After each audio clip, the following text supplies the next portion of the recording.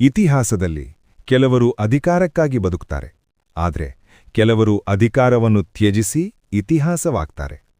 ಅಂಥ ಮಹಾನ್ ನಾಯಕನೇ ಸುಭಾಷ್ ಚಂದ್ರ ಬೋಸ್, ನಮ್ಮ ನೇತಾಜಿ. 1897 ಜನವರಿ 23ರಂದು ಒಡಿಶಾದ ಕಟಕ್ ನಗರದಲ್ಲಿ ಜನಿಸಿದ ಸುಭಾಷ್ ಚಂದ್ರ ಬೋಸ್ ಬಾಲ್ಯದಲ್ಲೇ ದೇಶಭಕ್ತಿಯ ಅಗ್ನಿಯನ್ನು ಹೊತ್ತಿದ್ರು.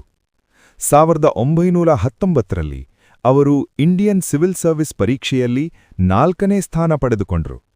ಆ ಕಾಲದಲ್ಲಿ ಇದು ಜೀವನದ ಶಿಖರವಾಗಿತ್ತು.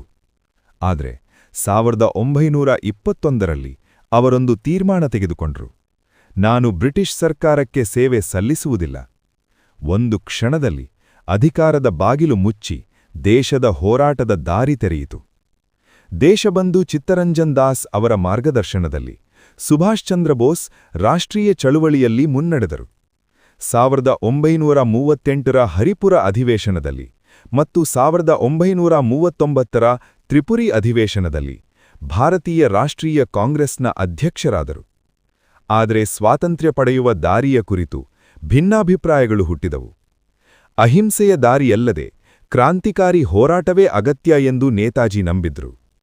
ಅದರ ಫಲವಾಗಿ 1939ರಲ್ಲಿ ಅವರು ಫಾರ್ವರ್ಡ್ ಬ್ಲಾಕ್ ಅನ್ನು ಸ್ಥಾಪಿಸಿದರು. ಬ್ರಿಟಿಷ್ ಬಂಧನದಿಂದ ತಪ್ಪಿಸಿಕೊಂಡು ವಿದೇಶಕ್ಕೆ ತೆರಳಿ ಭಾರತದ ಸ್ವಾತಂತ್ರ್ಯಕ್ಕಾಗಿ ಜಾಗತಿಕ ಮಟ್ಟದಲ್ಲಿ ಹೋರಾಟ ನಡೆಸಿದರು.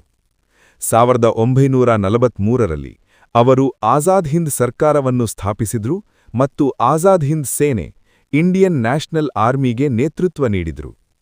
ಅವರ ಧ್ವನಿ ದೇಶದ ಒಳಗೆ ನಡುಗಿಸಿತು. ನನಗೆ ನಿಮ್ಮ ರಕ್ತ ಕೊಡಿ, ನಾನು ನಿಮಗೆ ಸ್ವಾತಂತ್ರ್ಯ ನೀಡುತ್ತೇನೆ. ಝಾನ್ಸಿ ರಾಣಿ ಪಡೆಯು ಏಷ್ಯಾದ ಮೊದಲ ಮಹಿಳಾ ಸೇನಾದಳ ನೇತಾಜಿಯ ಧೈರ್ಯದ ಮತ್ತೊಂದು ಉದಾಹರಣೆ. 1945ರ ಆಗಸ್ಟ್ 18ರಂದು ವಿಮಾನ ಅಪಘಾತದಲ್ಲಿ ನೇತಾಜಿ ನಿಧನರಾದರು ಎಂಬ ಮಾಹಿತಿಯಿದೆ.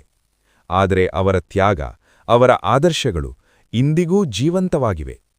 ನೇತಾಜಿ ನಮಗೆ ಕಲಿಸಿದ ಪಾಠ ಒಂದೇ: ಸ್ವಾತಂತ್ರ್ಯ ಬೇಡಿಕೊಂಡು ಸಿಗಲ್ಲ, ಅದನ್ನು ಹೋರಾಡಿ ಗೆಲ್ಲಬೇಕು. ಜೈ ಹಿಂದ್.